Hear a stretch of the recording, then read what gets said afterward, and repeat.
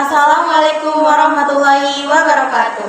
Halo teman-teman, selamat datang di Sejarah Islam Nusantara. Perkenalkan, nama saya Tiara Febriani. Di sini saya sudah bersama teman saya sebagai narasumber. Bisa sebutkan namanya? Perkenalkan, nama saya Siti Mutia Kamila. Pada kesempatan kali ini kita akan membahas salah satu dari Wali Songo, yaitu Sunan Gunung Jati.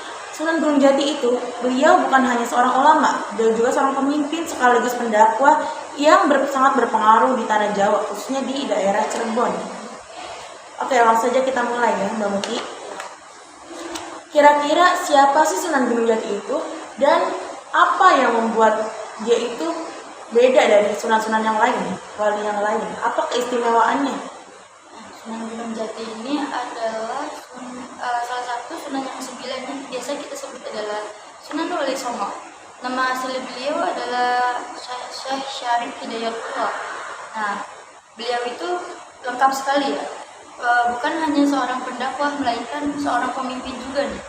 Nah, keistimewaannya adalah beliau ini adalah seorang pendakwah yang sangat hebat dan pemimpin yang sangat bijaksana.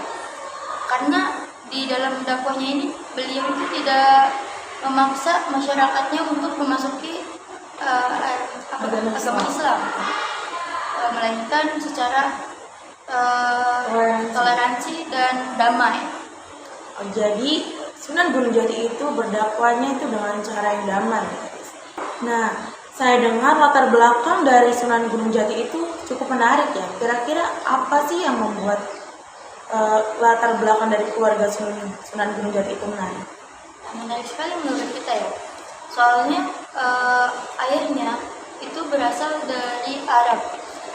Salah satu keturunan ulama besar, dan ibunya adalah Nyai Rara Santang. Nyai Rara Santang dari putrinya Raja Siliwangi dari kerajaan Pajajaran.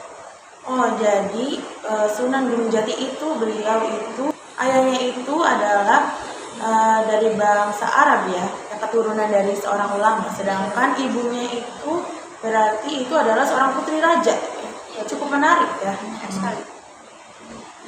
Kira-kira bagaimana sih dengan pendidikan dari Sunan Gunung Jati itu? Sunan Gunung Jati itu, beliau itu dikenal sebagai sosok seorang yang sangat mencintai ilmu, apalagi ilmu pengetahuan, apalagi ilmu agama. Nah, di sini beliau itu menuntut ilmu di berbagai wilayah, salah satunya wilayah Timur Tengah dan Mekah dan Mesir. Nah, ini ada lagi nih yang menarik. Bagaimana sih kira-kira metode dari Sunan Gunung Jati itu dalam menyebarkan pendakwahannya? Dalam pendakwahannya itu bagaimana, Bang? Metode pendakwahan Sunan Gunung Jati itu dengan secara damai dan toleransi, tidak memaksa masyarakat untuk memasuki agama Islam. Dari situ orang-orang mungkin tertarik gitu dengan pendakwahannya dengan cara baik, bijaksana, Karena tidak memaksa ya. Ya, dan tidak memaksa. Kira-kira kenapa sih Cirebon yang menjadi pusat pendakwahan dari Sunan Gunung Jati, yang dipilih Sunan Gunung Jati? Kenapa harus Cirebon? Karena Cirebon tempatnya strategis, pesisir. Nah, di situ pasti banyak banget pedagang-pedagang dari berbagai wilayah. Nah, disitulah beliau mulai berdakwah secara perdagangan. Nah, jadi kayak secara tidak langsung menyebarkan agama Islam itu secara gampang gitu ke berbagai wilayah lain. Kalau dikaitkan dengan kehidupan kita sehari-hari ya sekarang ya, apa sih pelajaran terpenting dari Sunan Gunung Jati yang bisa kita ambil gitu? Kira-kira apa?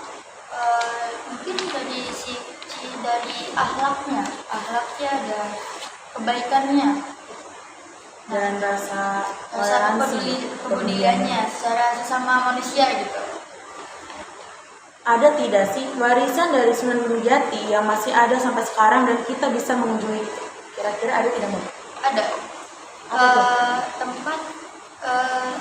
Tempat di mana beliau wafat, maksudnya di makaminya.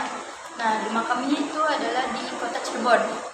Nah, di situ adalah tempat ziarahnya Wali Songo yang ke-9 ini namanya Sunan Gunung Jati.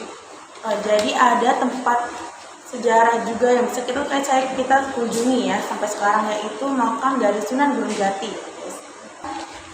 Baik teman-teman, itulah pembahasan dari podcast tentang sejarah Islam Nusantara. Semoga podcast ini menambah wawasan kalian dalam memahami sejarah Islam terutamanya ya. Dan semoga kita bisa mendalami nilai perjuangan, kebijaksanaan, dan juga akhlak beliau ya, Sunan Gunung Jati tersebut ya. Oke. Terima kasih sudah mendengarkan podcast kami. Wassalamualaikum warahmatullahi wabarakatuh.